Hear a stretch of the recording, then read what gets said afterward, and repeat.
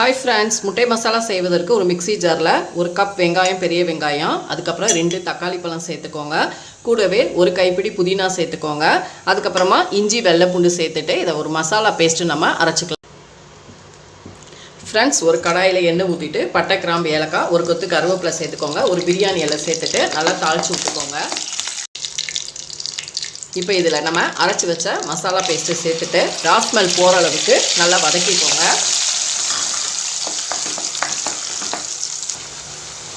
இது நல்லா வதங்குறதுக்கு கொஞ்சமாக உப்பு சேர்த்துக்கோங்க. ஃப்ரெண்ட்ஸ், இது கூட நம்ம மசால் பொடியெல்லாம் சேர்த்துக்கலாம். 1/4 டீஸ்பூன் மஞ்சள் தூள், 1/2 டீஸ்பூன் மிளகாய் தூள், 1/4 டீஸ்பூன் சீரகத்தூள் சேர்த்துக்கோங்க. கூடவே 1/4 டீஸ்பூன் பெருங்காயத்தூள், கரம் மசாலா சேர்த்துட்டு அதுக்கப்புறமா 1 டீஸ்பூன் மல்லிப்பொடி சேர்த்துட்டு எல்லாத்தையும் நல்லா வதக்கிக்கோங்க.